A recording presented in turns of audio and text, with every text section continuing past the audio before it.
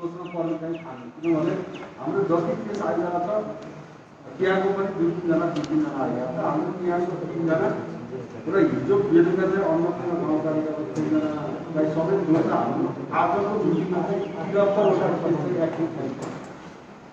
अब यो 73वटा एक्टिभ केसमा बेनी नगरपालिका मात्रै ठेगाना भएको 45 त्यो एक्टिभ छ। अनि मैले यसो खोलछोल गर्न बुझ्दाखेरि जो बाँकी अरू केसहरू हो त्यो ठेगाना चाहिँ बाहिर रौतङ्गा अन्नपूर्ण मालिका भए पनि फेरि त्यसको आधार त्यसपछि बेनी बजारमा हुनुहुँदो रहेछ। यो केस फाइन्डिङ गर्ने केसहरूको कुरा हो र यसले हिजो हाम्रो 42-45वटा स्याम्पल फेरि गएको छ। अब त्यसमा पनि हामीले यसो विश्लेषण गर्दाखेरि अलिक धेरै प्रतिशतै त्यसको पोजिटिभिटी रेट नै आउने सम्भावना देखिरहेका छौँ। र अर्को इन्डाइरेक्टली हामीले यो समाजमा हुँदै हाम्रो साथीहरूको समाजमा हुन्छ र अहिले माइल्ड सिम्टोमेटिक बिरामीहरू हस्पिटल नगएको म ठिकै छ, म त पुरै होला, तर अहिले जाँच गर्न पर्ने अवस्था छैन भनेर बस्नुभयो मान्छे धेरै हुनुहुन्छ यहाँको अनुरोध पनि गर्नुभयो। त्यसले गर्दाखेरि अलि हामी यो नगर क्षेत्र चाहिँ अलि संवेदनशीलता बढेको हो कि भन्ने कुरा चाहिँ हामीले आकलन चाहिँ गरेका छौँ र यो सन्दर्भमा छलफल पनि भइरहेको छ। हामीले छलफल पनि भइरहेको छ। अब माथि नेपाल सरकारले गरेको निर्देशनलाई हेर्नुहुन्छ, एउटा स्थानीय तहमा 200 केस भएपछि चाहिँ निषेधाज्ञा जारी गर्ने भनेको छ। तर यो पब्लिक हेल्थको पोइन्ट अफ भ्यूबाट हेर्दा एउटा सिम्टोमेटिक एक्टिभ केस आएको छ अथवा चिन्ह लक्षण सहितको एउटा बिरामी चाहिँ देखिएको छ भने उसको वरिपरि अरू 70-80 जना मान्छे चाहिँ पोजिटिभ हुन सक्छ भन्ने आकलन चाहिँ गरिन्छ यो कोभिडमा। त्यसले हाम्रो चाहिँ अब बेनी नगर क्षेत्रको 50 केसको कुरा गर्यो भने पनि अरू चिन्ह लक्षण नदेखिएको यसको कोरोनाको 80% मान्छेले सिम्टोमेटिक हुन सक्ने, अब बाँकी चाहिँ अरूको 15% सिम्टोमेटिक 5% सिभियर सिम्टोमेटिक भन्ने खालको चाहिँ एउटा अहिले विश्व गभर्मेन्टले गरेको क्याटेगोराइजेसन छ। त्यसले गर्दाखेरि पनि हाम्रोमा केस यहाँ चाहिँ भित्रभित्र केसहरू चाहिँ हुन्छ भन्ने कुरा चाहिँ आकलन गर्न सकेको छ। र अहिले के छ भने हामीले हेर्दै गयौँ भने हाम्रो धेरै जसो मान्छे 55 वर्षभन्दा सानो उमेरसम्मको हुन्छ, अनि जो सङ्क्रमित हुनुहुन्छ। घरलाई के लाग्यो होला त्यो धेरै सङ्क्रमित हुनाले पनि हस्पिटलमा अक्सिजन लिन चाहिँ अरू गाछ छैन, सिभियर भएको छैन भन्ने पनि होला। के केसहरू सिभियर भएर सिभियर पोखरा जानुभएको छ र धेरै जसो यङ पपुलेसनमा भावनाले उसको सिभिरिटी चाहिँ अहिले देखिएको छ। तर यो कर्म छ अलिक बढ्दै अलिक ओल्ड एजमा भनौँ न ज्येष्ठ नागरिकको समूहमा गयो भने भोलि हामीले त्यसको सिभिरिटी गम्भीर अवस्थामा जान सकिन्छ। त्यसको व्यवस्थापनको चुनौती पनि हामीलाई पर्न सक्ने सम्भावना पनि देखिन्छ। हामीले को पनि यो यतिको फरक गर्छ, भोलि जो पनि आउन सक्छ, नआउँदा आउन सक्छ, तर आउन सक्छ भन्ने खालको छलफलको विषय चाहिँ बनाउन सक्छ भन्ने चाहिँ मलाई लाग्छ। त्यही भएर अलिकति हामी सबै यहाँ विभिन्न क्षेत्रको आगामी व्यक्तित्वहरू हुन्छ, हामी सबै अत्यन्तै संवेदनशील हुनुपर्ने अवस्था चाहिँ छ। यो हाम्रो पोजिटिभिटी रेट अहिले पोजिटिभिटी रेट हेर्नुहुन्छ भने गण्डकी प्रदेशको कास्कीपछि न्याकी छ। खैर हाम्रोमा थोरै स्याम्पल कलेक्सन भएको छ, हाम्रो पपुलेसन थोरै छ, अनि हाम्रो गाउँपालिकातिरको भूगोल चाहिँ अलिक धेरै छरिएको छ। त्यो हुँदाहुँदै पनि हाम्रो धेरै जसो हाम्रो स्याम्पलहरू बेनी नगर क्षेत्रको कलेक्सन भएको र रिपोर्ट पनि त्यहाँ आएको हुँदाखेरि हाम्रो त्यसको पोजिटिभिटी 43वटा स्याम्पलमा 24 जना पुग्यो। यो चाहिँ कोभिडमा होइन, जोक होइन। अस्ति अघिल्लो दिन हामी 17वटा स्याम्पलमा 13वटा पोजिटिभ आएको छ। त्यो कुराले चाहिँ हामीलाई अलिक गम्भीर बनाएको छ। त्योभन्दा अगाडि हामीले चाहिँ हजुरको 27 जनाको एनटिपी टेस्ट गरेर 11 जना पोजिटिभ आउनुभयो। त्यहाँ यी स्टेप हेर्दै जाँदाखेरि हिजोको स्याम्पल हामीमा 30 जना जति पोजिटिभ आउँछ कि भन्ने हाम्रो आकलन मान्छेहरू हेर्दाखेरि जति स्याम्पल लिनुभएको छ। त्यसमा अलिकति हामी अलिक जटिल परिस्थितिमा छौँ र र यो हामीले गर्नुभन्दा पनि अब आफूले आफ्नो ठाउँबाट यसको कार्यान्वयनको पक्षलाई पनि निकै महत्त्वपूर्ण रूपमा लाग्न पर्ने अवस्था पनि छ। अब निर्णय भइहाल्छ ठिकै छ भइहाल्यो भन्दा पनि हामी सबै यहाँ जतिसम्म आफ्नो एउटा जिम्मेवारी भूमिकामा रहँदा हामीले पनि कार्यान्वयन गर्न एकदम जरुरी देखिरहेको छ।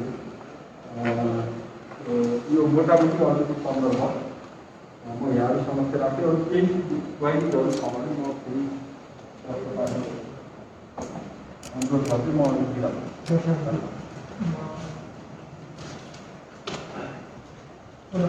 सम्पूर्णलाई नमस्कार भन्न चाहेँ। सम्बोधनलाई धेरै कुरा अहिले स्ट्याटिस्टिक्स जो छ त्यो चाहिँ अहिले ट्रिटमेन्टको बाटोमा के छ त्यो कुरामा थोरै सहायता गर्ने गरेको छौँ।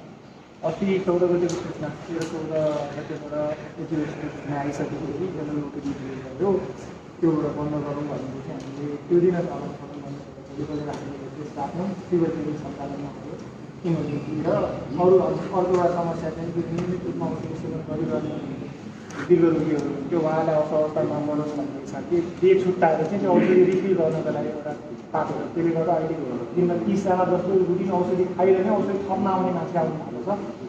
60-70जना जस्तो क्लिनिकमा हुनुहुन्छ। कतिलाई देशबाटै अनाउँछ आउनु भएको पठाएको छौँ। इमर्जेन्सी साबिकको भन्दा केही बढेको छ।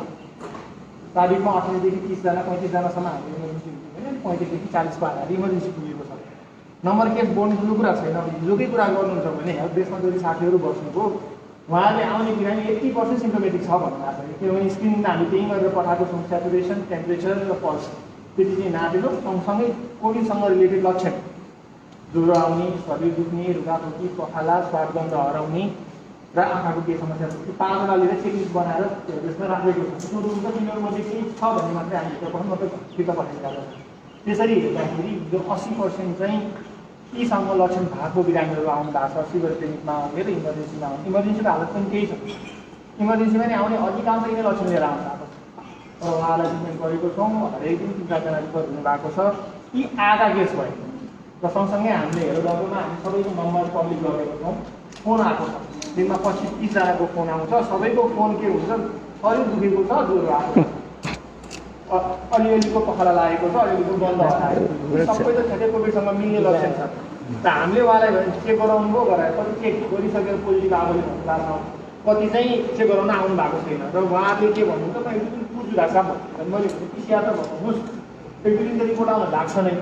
त्यो बिचमा तपाईँलाई अब हामीले पनि ज्वरो आएको छ पारासिटामोल खानुहोस्, केही अस्वस्थता भएको छ भने सम्पर्कमा रहनुहोस्, गाडीको अवस्था लाग्नुहोस्। हामीले त्यो भने त्यो हिडन के छ त मसँग 30-40जना जोडिएको छन्। नौरासँग त्यसैले 40-40जना ठोकिनु भएको छ। अरू चिज त्यसैले ठोकिनु भएको होला। त्यसरी ठोकिएको हेर्दाखेरि भित्रभित्र धेरैजना छ। त्यो 73लाई चाहिँ हेरेर बस्ने बेला छ जस्तो मलाई लाग्दैन। किनभने हिडन केस थुप्रै छन्। अब यसलाई कसरी लिएर आउने भन्ने कुरा चाहिँ एकदम सुझाव रूपमा लाग्नै पर्ने देखिन्छ। किनभने घर हुनुहुन्छ र यसपालि म फेरि पनि भन्छु, घरमा एकजना पोजिटिभ छ भने सिधै घरमा परिवार सबैजना पोजिटिभ भनेर भन्दै हुने परिस्थिति छ कि अघिल्लो पटक जस्तो छैन जहाँ श्रीमान पोजिटिभ आएर श्रीमती नेगेटिभै भएर सन्चो भएको परिस्थिति हुन्थ्यो। त्यो अहिलेको परिस्थितिमा चाहिँ छैन। एउटा घरमा लागेको छ भने 6जना भए 6जना पोजिटिभ हुने परिस्थिति हो। त्यसलाई विचार गर्नु पर्यो। अब अस्पतालकै कुरा गर्नुहुन्छ भने मैले स्क्रिन त गरिदिन्छु। फिभर क्लिनिकमा जाने र फिभर क्लिनिकमा जानु भएको छ। तर अब इमर्जेन्सी अलगै छैन। एउटै इमर्जेन्सी छ। मैले फिभरको बिरामीलाई अलगै राख्न सक्ने, कुरा अलगै राख्न सक्ने इमर्जेन्सी छैन। त्यसले गर्दा पनि इमर्जेन्सीमा 3 बजेपछि मात्रै हामी एकदिन टेस्ट गर्छौँ। त्यसपछि नभएको भर्ना गर्नु परेर उहाँले भर्ना गरेका छौँ। गाह्रो भनेर रिफर गरिरहेको छौँ। दुईवटा सँगसँगै रहँदाखेरि पनि त्यहाँबाट इन्टरचेन्ज ट्रान्समिसन एउटाबाट अर्कोमा ट्रान्समिसनको रिस्क पनि छ। त्यही भएर मैले अस्तिकै दिनबाट भनेको छु फिभर केसलाई अलग्गै ट्रिटमेन्ट गर्न सक्ने एरिया बनाऊ भनेर भनेको छु। मेरो अवस्था सबैलाई थाहा छ। अस्पतालमा राख्ने काम अब एउटा पहल सुरु भएको छ। त्यसमा काम भइरहेको छ। अझै केही समय लाग्छ। र एउटा चाहिँ भित्रबाट पनि ट्रान्समिसनको रिस्क अलिकति बढेको छ। फिभर क्लिनिकबाट आउने त्यहाँबाट औषधि माथि जाँदा इमर्जेन्सी भएर आइसकेपछि त अरू विकल्प छैन। तर पोजिटिभ आएर गाह्रो भएको भने फ्री आइसोलेसनमा राखेको छ। 2टा बेड छ। तर त्यो बाहेक इमर्जेन्सीमा पोजिटिभ नआउने बेलासम्म मैले होइन भनेर कुरा गर्नु पर्यो। 2टा सँगसँगै राख्दाखेरि अलिकति त्यो सेटअपमा पनि गाह्रो भएको छ। अनि सरहरूले माउन्टमा प्री आइसोलेसन सेटअप गर्नु भएको छ। राम्रो हो। यही तरिकाले सबै गाउँपालिकाले सुरु गर्नुपर्छ ताकि सामान्य ट्रिटमेन्ट पोजिटिभ आएर धेरै लक्षण नभएकोहरू त्यही ट्रिटमेन्ट हुन सक्छौँ। तर यति गरिरहँदाखेरि त्यहाँ स्वास्थ्य कर्मीको पहुँच चाहिँ हुनुपर्छ। कहिलेकाहीँ भन्न सक्दैन, राति 81 गएर भने ह्याप्पी हाइड्रोसिया भन्छौँ 60, 70, 75सम्म हुने बेलामा पनि बिरामीलाई स्यास्या हुँदैन। नर्मल कन्डिसनमा बिरामी 80सम्म 90बाट तल गएपछि स्यास्या गर्न थाल्छ। यसमा 75, 80सम्म पुग्ने बेलासम्म बिरामी नर्मल छु भन्छ कि थाहा हुने भित्र त्यसले गर्ने असर त अलग गरेर बिरामी सकिन्छ। अनि भोलि हामीहरू मध्ये कोही चाहिँ सेन्टरमा नरहेछौँ र त्यो कुरा बेलामा डिटेक्ट गर्न सकिएन भने फेरि बिरामी सकिसकेपछि गएर चाहिँ फेरि अरू गर्दा भनिन्छ। त्यसरी सेन्टर सेटअप गर्दाखेरि चाहिँ पालो पहरा अथवा कुनै विकल्पले चाहिँ त्यहाँ स्वास्थ्य कर्मीको व्यवस्था चाहिँ गरौँ। सुरु भइसकेको छ, त्यसलाई अलिकति परिमार्जन गर्नुपर्ने जस्तो म देख्छु। अब त्यो 200 केसलाई कुरेर बस्ने हो भने 200 केस त मैले आज एकचोटि सबै घरमा स्क्रिन गरौँ, 200 केस हाम्रो भोलि पुग्छ। 200 केसको लागि कुर्ने हो भने आज एकचोटि सबैजनाको स्वाब लिएर नगरपालिकाले पहल गरेर सबैजनाको स्वाब लिएर आज 300 स्टाफ पठाइदिउँ, भोलि हाम्रो 200 प्लस हुन्छ। बन्द गर्ने कुरालाई धन्यवाद सरकारले उठाइदिनु। अब देखेका केस गर्ने कि हिडन केसलाई पनि गर्ने भन्ने हो। र अब उपचारको बाटोलाई पनि अहिलेसम्म ठ्याक्कै अब आइसोलेसन मगा रेडी नभएको भएर मैले पठाउनु लागि मगा विकल्प छैन। नर्मल अक्सिजन 1 लिटर 5 लिटर 10 लिटरसम्म हुने राखेका छौँ। तर पनि गाह्रो भइसकेपछि गाह्रो भयो भने मसँग थप नभएको जस्तो मैले भनिदिनु त पर्छ। त्यो धेरैजना अहिलेसम्म रिजर्भमै हुनुभएको छ। यो कुरालाई अब आइसोलेसन सधारण सरकार बनाउने प्रक्रियामा चाहिँ गएको छ। सम्भवतः यो विकेन्डसम्म रेडी गर्न सकियो भने हामीले 20 जनासम्म होल्ड गर्न सक्ने सामर्थ्यमा हामी पुग्छौँ होला। र त्यसैको लागि इमर्जेन्सी पनि बाहिर बनाउने कि भन्ने कुरामा चाहिँ छलफल गरिरहेको छौँ। हाम्रो नगरपालिकासँग आउने कुरा भएको छ। र बाहिर देखिएको झिल्कालाई चाहिँ बाहिर देखिएको झिल्को सानो छ, भित्रभित्र चाहिँ झिल्का आगो लागेको जस्तो कति लागेको छ हामीलाई छैन, एक्टिभ सर्ट नगरेसम्म पत्ता लाग्दैन। त्यो कारणले गर्दाखेरि अब चाहिँ चुप लागेर बस्नुपर्ने परिस्थिति चाहिँ देख्दिनँ। अब चाहिँ एक्टिभली इम्प्लिमेन्ट गर्नुपर्ने परिस्थिति चाहिँ म देख्छु।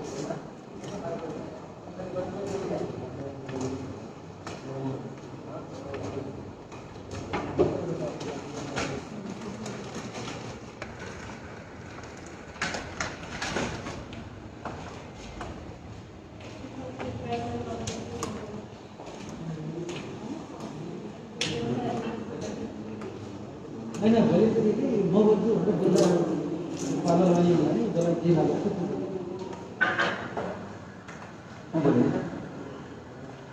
सबैले नमस्कार। सबैले भनेको हामी त हिजोबाटै हामी सुरु गरिसक्यो। हाम्रो एकजना पत्रकार लाग्यो त्यो साथीलाई आइसोलेसनमा लाँदा पनि यति धेरै त्याग गर्नु पऱ्यो। यताबाट उता उताबाट उता हाम्रो पत्रकारलाई लगाउँदा भनौँ यतिको नेतृत्व भएको मान्छेलाई आइसोलेसनमा लानको लागि मात्रै यदि समस्या हो भने बाहिरतिर हेर्दा हामी बाहिर बोलेर सुन्दा पनि प्रायःको औषधि पसलहरूमा मान्छेको चार्जहरू हेर्दा अवस्था चाहिँ एकदम भए जस्तो देखिएको छ। अब यसको लागि मलाई लाग्छ यो लकडाउनको नाममा लकडाउन गर्ने तर ब्याङ्कहरू खोल्ने अरू केही सेवा खोल्ने उयो पसल मात्रै बन्द गराउने लकडाउन भन्दा अलिक स्ट्रिक्ट लकडाउन गर्ने भने अब चेन्ज ब्रेक हुन्छ कि लाग्यो है मलाई। अब हिजो जस्तो पनि अहिले गाडी पार्क गर्ने सरकार पनि अहिले पछाडिको त्यहाँ निकै छ होला गाडीहरू तर पसलहरू मात्र बन्द नगरेर सरकारी ब्याङ्कहरू सबै बन्द गर्न सक्यो। अलिक प्राइभेटको हामीले स्टेसनमा बन्द गर्न सक्यो, केही चेन्ज ब्रेक गर्न सकिन्छ। तर हामीले बाहिरबाट बुझ्दा गाउँतिरबाट पनि खबर के आइरहेको छ भने ल फलाना मलाई पल्लो घरमा पनि ज्वरो आएको छ, पल्लो घरमा पनि ज्वरो आएको। हामीले बाहिरबाट आउँदा खबर पनि त्यही भयो। यति हामीले सोच्यो भन्दा अलि विकराल भएको छ कि जस्तो लागेको छ है। नमस्कार। अब यहाँ सुझाव पनि भनिसकेपछि अब सुझाव विज्ञहरूले के भने त्यहीमा हामीले आफ्नो साथीकरण गर्नुपर्छ। हामी अब यस्तो विज्ञ किनभने परिस्थिति जटिल बनिसकेपछि र यहाँ घटना घटिसकेपछि यो सोच्ने विषयवस्तु भएन। त्यो हुनाले बरु बन्दै गरेर लकडाउन नै गरेर सबैलाई कन्ट्रोलै गरेर हामी गरेर यो रोग फैलिएन भने राम्रै भयो। र हामीले लापरवाही गर्ने अनि त्यसपछि भएको नियमलाई कार्यान्वयन नगर्ने छोडिदिने र लागू भयो भने हामीले ठुलो अवरोध बेहोर्नुपर्छ। अब त्यो भएको हुनाले अब यही परिस्थिति डाक्टर साहबले जो विषयवस्तु यहाँ रिपोर्टिङ गर्नुभएको छ यही विषयवस्तु वास्तविक यहाँको धरातलको यथार्थ हो भने कडाइका साथ लकडाउन गर्नु।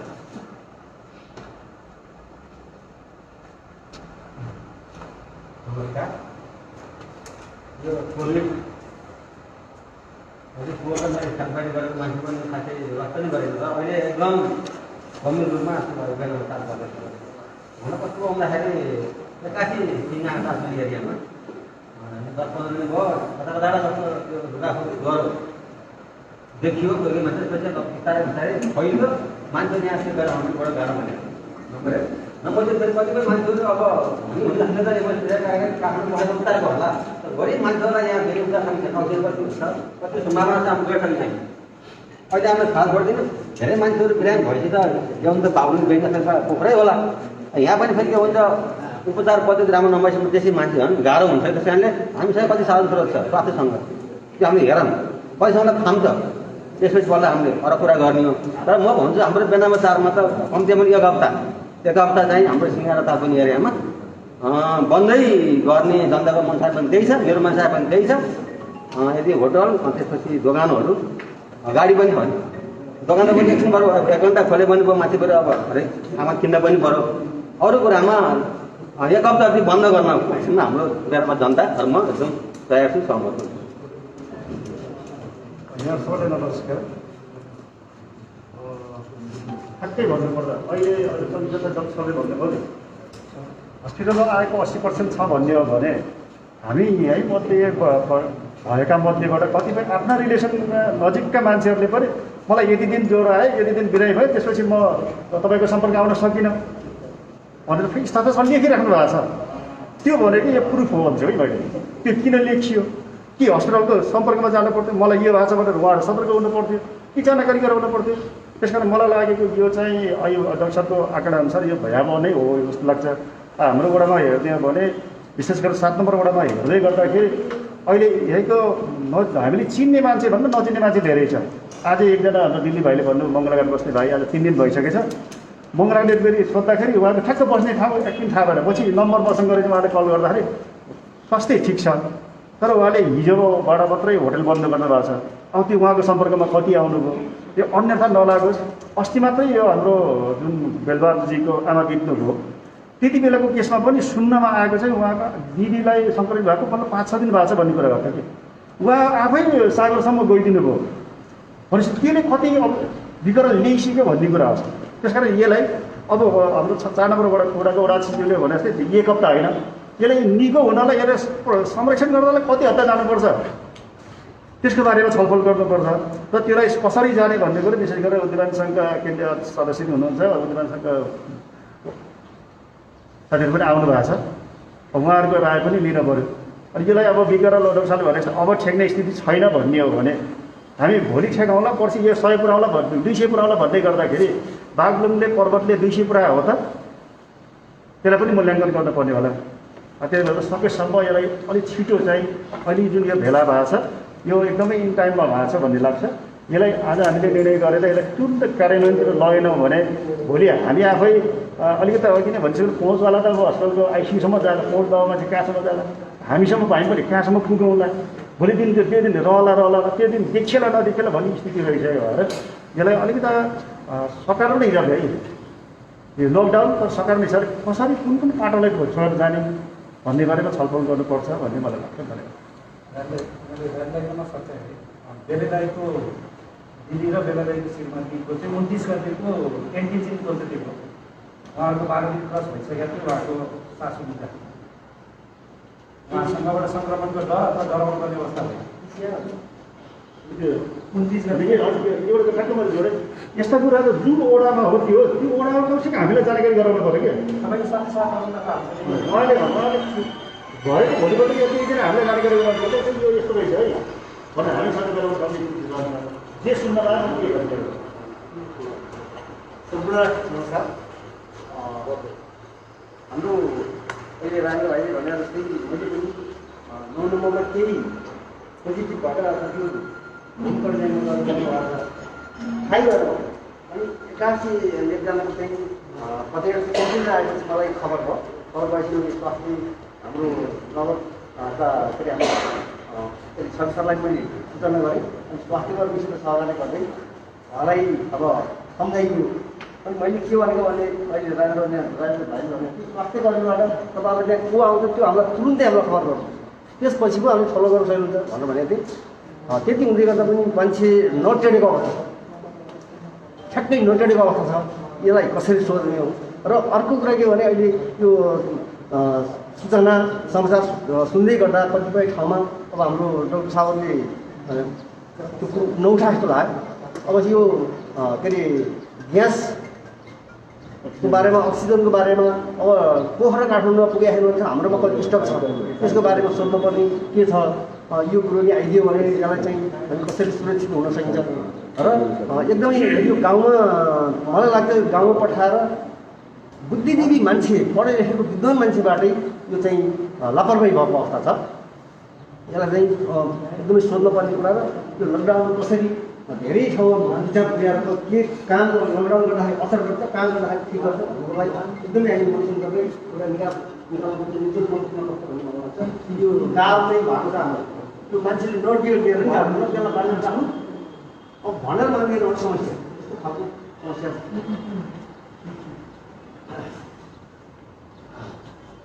सबैलाई नमस्ते। आजको चाहिँ सर्वदलीय सर्वपक्षीय बैठकमा उद्योगवाणीको तर्फबाट यो कोरोना नियन्त्रण सम्बन्धमा चाहिँ र आफ्नो चाहिँ उद्योगवाणीसँगको निजी क्षेत्रको भूमिका राख्न गइरहेको छु। सर्वप्रथम त यो कठिन घडीमा चाहिँ सरकार, स्थानीय सरकार, राजनीतिक दलहरू र हामी निजी क्षेत्र मिलेर कसरी यो समस्याको चाहिँ अलिकति यसलाई निराकरण गर्न सकिन्छ भन्नेमै आजको बैठकको चाहिँ सरोकार रहेको छ। र वास्तवमा विगत वर्षमा जसरी चाहिँ तपाईँको चाहिँ हामीले लकडाउन गरियो त्यही खालको लकडाउनको प्रकार यसरी नै हामीले फेरि पनि दोहोऱ्याउँदै जाने हो भने हाम्रो आर्थिक क्षेत्र चाहिँ कस्तो अवस्थामा पुग्छ? हामी त्यसलाई ठेक्न सक्ने अवस्थामा रहन्छौँ कि रहँदैनौँ? उद्योगी व्यवसायले फेरि पनि त्यसरी नै पहिलेकै जसरी 45 दिन 50 दिन 60 दिनसम्म तपाईँको लकडाउन बेहोरिराख्ने हो भने हामीले चाहिँ जुन खालको चाहिँ आफ्नो व्यापार व्यवसाय गर्नको लागि चाहिँ विभिन्न वित्तीय संस्थाबाट लिएको कर्जाहरू छ त्यसको ब्याज र सामा हामीले तिर्ने खालको चाहिँ कसरी बाटा बढाउनु भन्छ त? यो विषयमा पनि स्थानीय सरकार, हाम्रो राज्य चाहिँ गम्भीर हुनुपर्छ भन्ने मलाई लाग्छ। हो, अहिले चाहिँ तपाईँको चाहिँ डाक्टर साहबहरूले एउटा चाहिँ विषय विज्ञहरूले चाहिँ तपाईँको जुन खालको तथ्याङ्क दिनुभएको छ, जुन खालको राय सुझाव दिनुभएको छ त्यसमा चाहिँ हामीले टोटली नकार्न सक्दैनौँ। तैपनि निजी क्षेत्रलाई चाहिँ कसरी उकास्ने भन्नेमा चाहिँ राज्यको ध्यान त पुग्नु पऱ्यो नि त। विगतमा चाहिँ 45 दिन 50 दिन 60 दिन लकडाउन हुँदाखेरि जुन खालको तपाईँको फेसिलिटी चाहिँ उद्योगी व्यवसायले पाउँछन् भन्ने खालको अवस्था थियो, त्यसमा चाहिँ तपाईँको केही पर्सेन्टले पाइयो होला राहत, तर सबैले त्यो खालको राहत पाएको अवस्था छैन। जसले चाहिँ तपाईँको चाहिँ उद्योग धन्दा कलखासमा चलाउनु भएको छ, जसले चाहिँ तपाईँको चाहिँ 2-4 जना चाहिँ तपाईँको चाहिँ मजदुरहरूलाई भए पनि 2-4 जना तपाईँको व्यक्तिहरूलाई भए पनि तपाईँको चाहिँ रोजगारी दिनुभएको छ, उहाँहरूले अहिले भर्खरै बल्ल चाहिँ उकासिन लागेको अवस्थामा फेरि पनि तपाईँको चाहिँ कोरोनाको कहरले गर्दाखेरि फेरि आफ्नो व्यापार व्यवसाय चौपट हुने अवस्था छ। यसलाई पनि हामीले चाहिँ मूल्याङ्कन गर्नुपर्छ भन्ने मलाई लाग्छ। र यसरी नै हामी चाहिँ लकडाउनको कुरा मात्रै उठाउँदै जाने हो र सुरक्षाको अन्य विधिलाई अलिक कडाइका साथ प्रयोग गरेर चाहिँ थोरै रूपमा भए पनि आर्थिक गतिविधिलाई तपाईँको चाहिँ चलायमान बनाउने अवस्थामा हामी चाहिँ गएनौँ भने सम्भवतः देशले पनि यो लकडाउन पुग्न सक्दैन कि भन्ने चाहिँ हामीलाई लागेको छ निजी क्षेत्रलाई। र मैले पहिलो प्राथमिकता चाहिँ केमा दिन्छु भने हामी उद्योगसँग पनि के तपाईँको चाहिँ केही छलफलहरू गरेका थियौँ। जसरी तपाईँको चाहिँ बिचको टाइममा चाहिँ 81 चाहिँ तपाईँको वैशाख लागेपछि अघि नाइन्सले नि भन्नुभयो हामी कहाँ चाहिँ अत्याधिक मात्रामा चाहिँ पोजिटिभ देखिएको अवस्था देखियो। र त्यो बेलामा चाहिँ तपाईँको मुक्तिनाथ तीर्थयात्रा गर्ने हिसाबले चैत महिना र वैशाखको पहिलो हप्तातिर चाहिँ धेरै व्यक्तिहरू बाहिरबाट यो जिल्लामा चाहिँ पर्यटनको हिसाबले तपाईँको घुम्ने हिसाबले यो जिल्लामा भित्रेको पनि हामीले पायौँ। सम्भवतः त्यहीको कारणले पनि हुनसक्छ। र त्योभन्दा अगाडि तपाईँको विभिन्न पार्टीहरूका विभिन्न तपाईँको चाहिँ कार्यक्रमहरू पनि तपाईँको चाहिँ एकदमै रोकटोक नभइकन धेरै कार्यक्रमहरू भए, त्यसले गर्दा पनि यो सङ्क्रमण भित्रभित्र भुस्टाको जस्तो तरिकाले फैलिरहेको हो कि यी सबै कुराहरूले गर्दा पनि तपाईँको चाहिँ हामी यो अवस्थामा आज आएको हौँ कि भन्ने मलाई लाग्छ। र उद्योगवाणीसँग हामीले ट्याक्कै भ्यू भन्दाखेरि चाहिँ पूर्ण रूपमा लकडाउन गरेर जानुपर्छ भन्ने पक्षमा हामी आंशिक लकडाउन गर्ने कसरी हुन्छ आर्थिक गतिविधिलाई चलायमान बनाउने, तर अहिलेको जस्तो चाहिँ छाडा रोक्न नछोड्ने, केही न केही टाइप गरेर जानलाई, तर तपाईँको चाहिँ आर्थिक पक्ष चाहिँ चलायमान हुनुपर्छ। हामी पहिलाको जसरी 60 दिन 65 दिन 45 दिन 50 दिन तपाईँको दोकान बन्द गरेर आफ्नो व्यापार व्यवसायलाई अगाडि बढाउनु सक्ने अवस्था रहँदैन। त्यो भोलि हामी आफै नै तपाईँको सडक पाउनु पर्ने अवस्था रहन्छ उद्योगी व्यवसायको। त्यसले गर्दाखेरि यो विषयमा पनि तपाईँको छलफल गर्दै गर्दाखेरि सम्पूर्ण सरकारवालाहरूले ध्यान दिनुको लागि म अनुरोध गर्न चाहन्छु। र हाम्रो पहिलो चाहिँ मेरो एकदमै एउटा पोइन्ट के हो भने चाहिँ हामी यसको चाहिँ एउटा चाहिँ ठाउँ भनेको अहिले ग्रामीण भेगुरुङ भनेको छ। ग्रामीण भेगुरुङमा न सूचना छ, न त्यहाँ नागरिकहरूसँग कुनै एउटा सेपरेट घर अथवा टोइलेट अथवा उहाँहरूले पनि बाटो गरेको छ एउटा गाउँ समाज छ। त्यसपछि गएर सामाजिक क्रियाकलापहरू निर्धक्क भएका छन्। सामाजिक सांस्कृतिक क्रियाकलापहरू, विवाह, व्रतबन्ध, पूजाआजाहरू निर्धक्क भएका छन्। त्यसपछि जो मान्छे रोगी छ त्यो मान्छेलाई फेरि बोल्तिर पल्तिरको छिमेकी आएर उल्टाइ पल्टाइ गरेर त्यसलाई फर्काएर हेर्नुहुन्छ, तिम्रो टाउको के भयो, तिम्रो खुट्टा के भयो, हात के हो, त्यसरी चाहिँ त्यहीको जडीबुटीहरू खान्छ हुन्छ भनेर भनेको अवस्था छ। त्यही भएर बजारमा त ठिकै छ, एउटा उसले लकडाउन होला, नियन्त्रण होला, तर बजारमा घरभित्र पनि मान्छे अवेर भएर कोठामा बसेको अवस्था छ भने गाउँमा बिरामीको वरिपरि सबै घेरिएर त्यो बिरामीलाई चाहिँ धामीदेखि लिएर अन्य कुराहरू पनि गरेको अवस्था छ। अनि गएर युवाहरू त्यसरी ग्यादरिङ भएर ठाउँमा बसेर खाने झन् रमाइलो भोजभतेर गर्ने अवस्था छ। चिन्ताको विषय यहाँ कहाँनिर हो भने कोरोनाको अहिलेको तत्कालीन अवस्थाको सङ्क्रमण गाउँमा गइसकेको छ। हामीले पनि जस्तै आएको छ, धेरै मान्छेहरू हामी सुनेका छन्, ज्वरो आएको छ, यस्तो भएको छ, धेरै मान्छेहरू त्यसरी गएको छ। र त्यसलाई कसरी नियन्त्रण गर्ने त? लकडाउनले त्यसलाई प्रभाव पार्छ कि पार्दैन? लकडाउनले गाउँलाई कसरी नियन्त्रण गर्ने, त्यहाँ कसरी अवेरनेस उत्पन्न गराउने र त्यहाँको नागरिकलाई आफ्नै घरमा, परिवारमा, कोठामा कसरी सीमित राख्ने, गाउँको वातावरणलाई कसरी गर्ने भन्ने कुरा भएछ भने बजारमा मात्र लकडाउन गर्दाखेरि गाउँमा सङ्क्रमण फैलिने कुरा रोकिन्छ भन्ने कुरामा हामी विश्वास गर्न सक्दैनौँ। त्यति कुरा राखेँ मैले। र त्यो गाउँलाई, हाम्रो गाउँ ग्रामीण क्षेत्रलाई कसरी नियन्त्रणमा यसको एउटा साझा एउटा अभियान छ, साझा मुद्दा छ, साझा चाहिँ हाम्रो लडाइँ छ, त्यसभित्र कसरी ल्याउनु भन्ने कुराहरू पनि एउटा ल्याइदिन सकियो भने त्योबाट चाहिँ केही फाइदा होला भन्ने।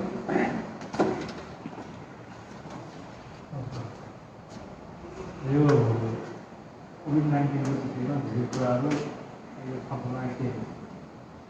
विशेष गरी हाम्रो विभिन्न बाहिर र सादा घना बस्तीमा बसेको छ। र यहाँ चाहिँ जुन यो पछिल्लो चैत्रको चाहिँ अन्तिम सातादेखि बजार क्षेत्रमा सङ्क्रमणको दर पनि चाहिँ हत्तै बढेको पनि छ। र साथसाथै विभिन्न क्षेत्रबाट आएर बस्ने व्यक्तिहरू अहिले चाहिँ सङ्क्रमित भएर हेर्दाखेरि चाहिँ ठेगाना अरू गाउँपालिकाहरूको छ अथवा अरू वडाको छ, तर यहाँ बसोबास चाहिँ यसै गरेर यहाँ गरिराख्नु भएको छ। त्यसले पनि हामी कति जोखिममा छौँ भन्ने कुरा यही कुराले पनि अब चाहिँ पुष्टि गरिरहेको छ। र साथसाथै हाम्रो जुन राज्यले तोकेका जुन नम्सहरू छन् ती नम्सहरू पनि हामी चाहिँ पाउन सकेनौँ भन्ने कुरा हो। जस्तै आजभन्दा 4-5 दिन हप्ता अगाडि नै राज्यले चाहिँ विवाह, व्रतबन्ध, त्यसपछि मृत्यु संस्कारमा चाहिँ हरेक कुरामा चाहिँ 25 जनाभन्दा चाहिँ सहभागी नहुने भनेर पनि अब चाहिँ राज्यले चाहिँ एउटा निर्देशिका तयार गरेर पठाइसकेको छ। र यहाँ लागु हुने कुरामा चाहिँ हाम्रो चाहिँ अलिकति समस्या देखियो। जस्तै हिजो आज पनि अब मलामी भन्ने हाम्रो चाहिँ लगभग बजारै ढाकिने मलामी खाने अवस्थै छ। त्यसपछि विवाह भोजहरूमा पनि एकदमै बढी छ।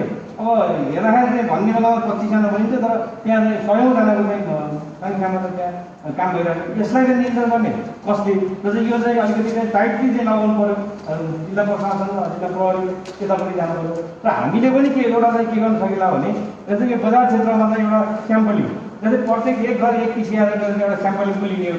स्याम्पलिङ लिँदाखेरि चाहिँ त्यसले एउटा चाहिँ कम्तीमा चाहिँ आँकडा दिन्छ नि त। त्यो आँकडाको आधारमा हामीले चाहिँ बन्द गर्ने हो कि अझ चाहिँ आंशिक बन्द हो कि अझ चाहिँ सबै चाहिँ बन्द गर्नुपर्ने, ती कुराहरूलाई पनि चाहिँ निराकरण गर्छ जस्तो मलाई लाग्छ। त्यस कारण पहिला चाहिँ त्यो सम्भव छैन। जिल्ला हाम्रो चाहिँ जनस्वास्थ्य कार्यालयले यो कुरा चाहिँ अब जिल्ला अस्पतालले चाहिँ यो कुरा चाहिँ पुष्टि गर्नु कि हामीले चाहिँ एक घर एक PCR सम्म चाहिँ बजार क्षेत्रमा अहिले तत्काल गर्न सकेर त्यसको आँकडा निकालेपछि फेरि हामी चाहिँ अरू चाहिँ वडा अथवा चाहिँ अरू क्षेत्रमा जान सक्छौँ भन्ने मलाई लागेको छ। र यसमा चाहिँ यो विषयमा अलिकति चाहिँ जिल्ला जनस्वास्थ्यले पनि यसबाट पार्नुहुनेछ।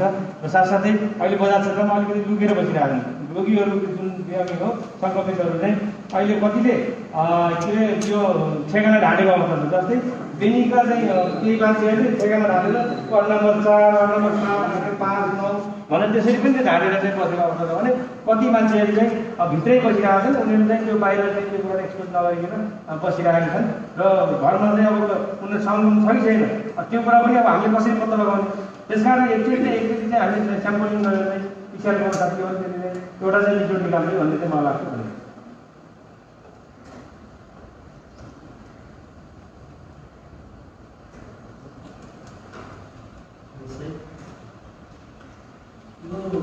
नियन्त्रणको लागि चाहिँ अहिले पछिल्लो समयमा पनि गरिरहेको छ। तर्फबाट विषयहरूले भन्दाखेरि यो सहरको लाग्दा पनि हामी निर्माण क्षेत्रमा काम गर्ने एउटा व्यवसायिक नाताले नियन्त्रण गर्नको लागि आवश्यक पूर्वाधारहरू हामी तयार गऱ्यौँ गर्ने हिजोको चाहिँ अलिकति बन्द गरिदिनु भएको कोभिडको अवस्थामा पनि हामीले कसरी तयारी गरेका थियौँ र आज हामी कुन अवस्थामा छौँ? हामीलाई आजको दिनमा चाहिँ सङ्क्रमण बढ्दै जाँदा त्यसलाई व्यवस्थापन कसरी गर्ने भन्ने कुरामा चाहिँ अहिले तत्त क्षेत्रमा काम गरिरहेको संस्थाहरू चाहिँ कसरी बसिरहेछ, अब जिम्मेवारी कति लिएको छ, यसलाई चाहिँ अब कोभिड भोलि चाहिँ फैलिँदै जाँदा यसलाई नियन्त्रण कसरी गर्न सकिन्छ भन्ने विषयमा हामी छलफल गरिकन एकैचोटि लकडाउनै गरौँ, यो लकडाउनै समस्याको समाधान हो भन्ने कुरामा चाहिँ हामी अलिकति त्यो निष्कर्ष पुग्न सक्दैनौँ अहिले। अब जस्तो अध्यक्षले भन्नुभयो एक घर पिसिआर गरेको कुरामा हामी सम्भव छ कि छैन। पहिला त आक्रमण हेर्नु पऱ्यो, अब एउटा कसैलाई चाहिँ कुनै चाहिँ एउटा खालको त्यो सिम्टमी देखिया छ भन्दैमा भनेकै भन्न चाहिँ सबै आक्रमण छ भनेर कसरी भन्न सक्छौँ। अब जस्तो पहिला चाहिँ पिसिआर गरेर पठाएको आज चाहिँ 60% जस्तो 70 हाराले पुगेको छ, त्यसको रिकभरी पनि हुँदैछ फेरि। अब आउने दिनमा कति चाहिँ कोभिडको सङ्क्रमणहरू बढ्दैछन्, त्यसलाई पनि त आकलन गर्नु पर्ला नि। हामी चाहिँ यसरी बन्द गर्न आफ्नो क्षेत्रमा अत्यन्तै चाहिँ बर्बाद चाहिँ छौँ। अब यो बन्द गर्दाखेरि फेरि बाँच्न सक्दैनौँ हामीले, किनभने अलिअलि बिस्तारै चाहिँ छिमेकी जिल्लाहरूले बन्द गरिरहेको छ, छिमेकी जिल्लाले बन्द गरे हामी गरिहालौँ र बेनी नगरपालिकाले बन्द गर्यो, अब अन्य गाउँपालिका पनि बन्द गर्नुपर्छ भन्ने यो लहर बढ्दै जाँदा यसले आफ्नो क्षेत्रलाई चाहिँ डामाडोल पारेको हो। हामी सुरक्षित रहँदै जस्तो अहिले उद्योगवाडीसँग यत्रो चाहिँ व्यवसायको नेतृत्व गर्छ, त्यो कोभिडको पेसेन्टहरू चाहिँ को हुन् ती सङ्क्रमितहरू त्यो उद्योगवाडीसँग एउटा अलग थाहा हुनुपर्छ। अहिलेको दिनमा हामीले त्यसलाई रिकभर गर्न सक्छौँ, हामीले त्यसलाई संरक्षण गर्न सक्छौँ, हामीले त्यसलाई नियन्त्रण गर्न सक्छौँ। त्यसले वडाको अलग एउटा थाहा हुनु पऱ्यो। कमसेकम बाहिर गर्न मिल्दैन भने सम्बन्धित जिम्मेवार मान्छेलाई त थाहा हुनु पनि को सङ्क्रमित भन्ने कुरा राज्यले दिँदैन भन्दैमा अब हामी चाहिँ भन्दा पनि नभनेर त सङ्क्रमित चाहिँ बजारबाट डुल्दै गर्दा के हुन्छ स्थिति, त्यसलाई चाहिँ सम्बन्धित उद्योगवादीसँग आलोचना त्यो गोप्य रूपमा दिनु पऱ्यो। त्यसले एउटा कोर टिम बनाउँछ, त्यसले चाहिँ आफ्नो चाहिँ परिचालन गर्छ र वडाध्यक्षले पनि त्यसरी जाला भन्ने ठिक लाग्छ। यो लकडाउनको विषयमा चाहिँ अत्यन्त गम्भीर ढङ्गले सोचेर मात्रै यसलाई चाहिँ अगाडि बढाउनुपर्छ भन्ने चाहिँ हाम्रो होटल व्यवसायको चाहिँ मान्यता रहेको छ। उद्योगवादीसँग हामी लिएर गरिबी यो विषयमा छलफल गरेका छौँ। लकडाउन गरौँ गरिहालौँ भन्ने कुराको चाहिँ अलिकति पुनर्विचार गरेर अलिकति चाहिँ हामी फर्केर हेरेर हामी पूर्व तयारी पुरै गरिकन बल्ल नसक्ने स्थिति भयो भने बल्ल चाहिँ लकडाउनको अवधारणा जानुपर्छ भन्ने लाग्छ। धन्यवाद।